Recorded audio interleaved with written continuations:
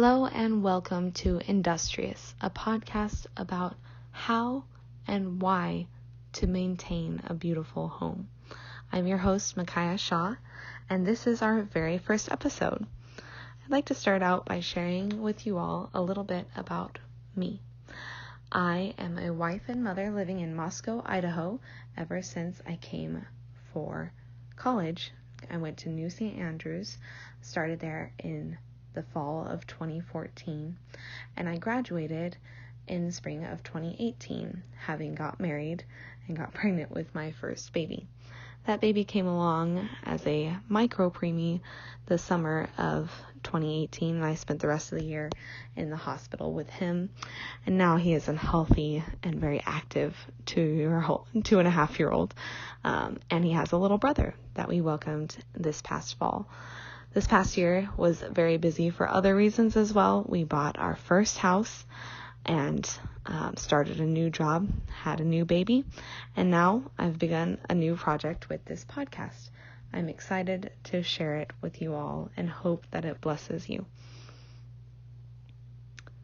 My goal with this podcast is to discuss a variety of topics, really, many of them pertaining to the home, to hospitality, to family matters, but also to I'd like to go on little forays into other areas of my interest, really just whatever I would like to be learning about at the time that I think listeners may enjoy hearing about. And today's first episode is just that. It is not at all my main goal for the subject of this podcast. It's actually something that I have worked on previously and have been encouraged to share with people through my podcast. I'm going to be covering my thesis topic that I wrote while I was at New St. Andrews in today's podcast. My thesis was titled, As Your Clothes Were Saying, The Rhetoric of Street Fashion. It was a project in which I wrote multiple different articles about the concept of style and the rhetoric of style, how we communicate with our clothing. And then I also went around town and I took pictures of people, some people that I knew, some were friends, some were acquaintances, others were people I stopped randomly on the street, which was a growing process for me. It was out of my comfort zone, but I did get to learn a lot about people. The people that I interviewed answered a whole bunch of questions talking about which social media platforms they prefer, what sort of music they like to listen to, where they're from, what they're doing in Moscow, etc. I never actually asked them about their clothing. I never asked them what they were intentionally trying to do with their clothes. I wanted the photo of their clothes to speak for itself, to kind of help prove my point that we do communicate with our clothes without saying anything. And I think that went well. Obviously, in this podcast format, I won't be able to share those photos with you, but I may just post them on my Instagram account that's connected to this podcast, just entitled Industrious. On Instagram, I may post these photos there so that you all may see them and see what I was trying to do with my project. But for now, I hope that you enjoy the content of today's episode, just the first half of my thesis, As Your Clothes Were Saying, The Rhetoric of Street Fashion. From street fashion to subculture development to art history to the Protestant Reformation to capitalism to what you pull out of your closet each morning. What and how do you communicate with what you're wearing? Moscow, Idaho is a unique place for many reasons. As a city of roughly 24,000 year-round residents containing 2 colleges and bordering yet another college town, this rural city sees diversity in a way other nearby country locales do not. Walking down Main Street, you may encounter a large variety of people. The plaid-clad and booted farmer, University of Idaho students sporting vandals wear over their leggings, a long-haired artist sweeping by in an ankle-length black coat, a young lady in pumps and a floral scarf. As each of these people walk by, you make observations. You may not exchange a single word with them, but within a few seconds of rapid-fire recon, you may have noticed something about them. This is the way we are wired to work. Humans communicate information through a variety of actions and items, both consciously and subconsciously, whether it be as obvious as the way a person talks, or as subtle as a gesture, a sticker on their water bottle, or an article of clothing. In this imagined scenario, you have made passing observations based on a combination of a person's location and their physical getup. Something about that first man's look and behavior told you that he was a blue-collar worker. You assumed a farmer. How did you deduce that? Couldn't he have worked any number of jobs? A man does not have to be agricultural to wear plaid, and some would argue there are many fads today where people who are not at all agricultural are wearing plaid. However, in all likelihood, in this scenario, your assumption was correct. Something about the way he looked, what he wore, and where he was broadcasted some part of who he is. On the street, in passing, clothing is one of the most conspicuous forms of identification aside from more permanent attributes like hairstyle and color, height, and skin tone. But how can clothes mean anything? And how do we use them to communicate? These questions and others I am going to be answering in this thesis. We all broadcast something whenever we step out of the house and into the street, whether it be as obvious as a pencil skirt, blazer, and pumps saying professional, or as obscure as a baggy tee, gym shorts, sandals, and socks saying don't care even a little bit, or comfort over fashion any day. It doesn't matter if you study fashion or not, everyone understands those messages.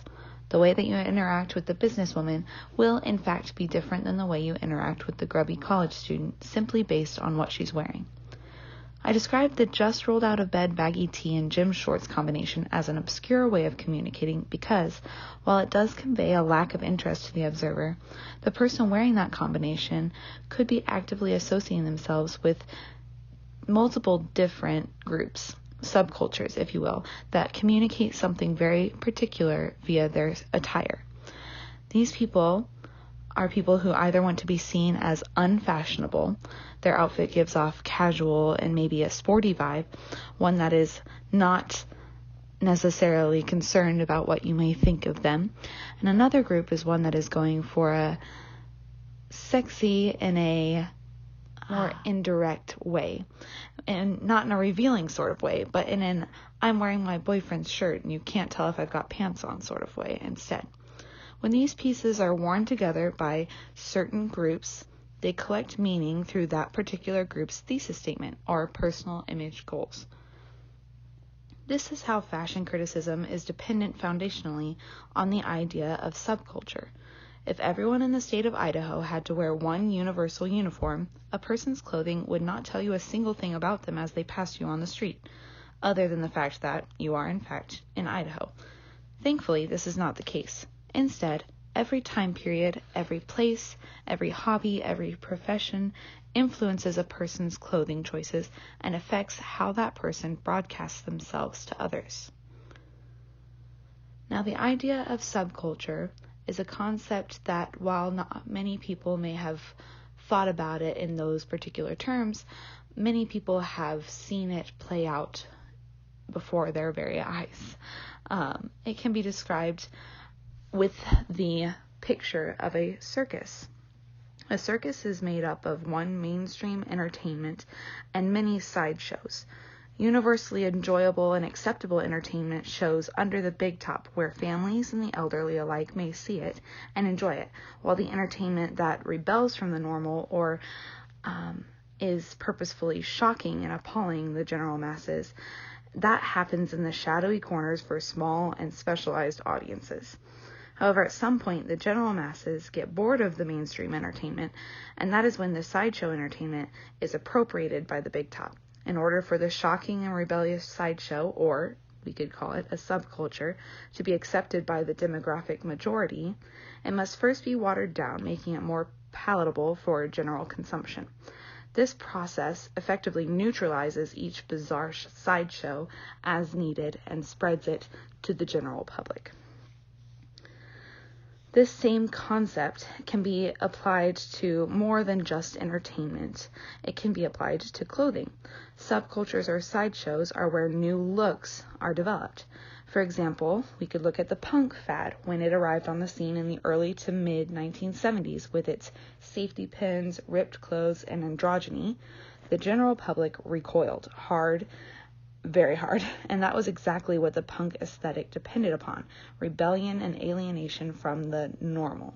As soon as bits and pieces of the punk look were watered down and sold to waves upon waves of teenagers at Hot Topics in every mall as the new and the cool look, punk was no longer punk. These subcultures challenged dominant ideologies, hegemonies, and social normalizations of the older and the upper classes through symbolic forms of resistance in not only their clothes, but also their music, their attitudes, their art, their taste in general. One of the authors who I reference many times in my thesis, Anne Hollander, wrote in her book Seeing Through Clothes that clothes depend on the media in which they are represented. So paintings, movies, photographs, for their meaning and their acceptance. The art that depicts a certain style of clothing depicts an ideal that is not quite possible in the physical form, but at the same time defines beauty for a culture or time period. The way a piece of clothing looks in a painting is obviously not how that piece of clothing is going to look on your body, but it is how we see beauty. What we look at as a culture is what we come to see as beautiful.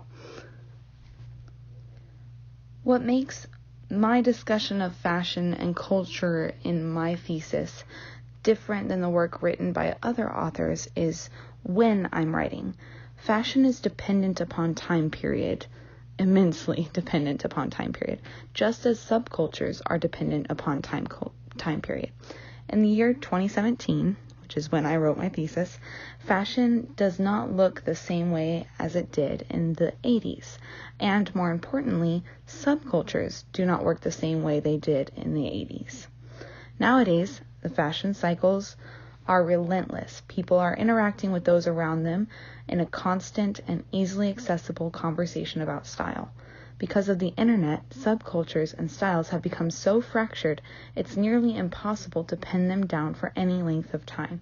The clothing market shifts as quickly as it does in order to meet the demands of a diverse and fluctuating modern audience. Groups of young people band together on worldwide platforms like TikTok and Instagram in order to formulate a style that speaks to them. Then they name it, promote it, and weeks later, the fad is forgotten. This is because fashion born of the internet is without key elements present in past subcultures, whether this be music, values, or beliefs, the cultural baggage that a member of a subculture had to subscribe to in order to be considered in.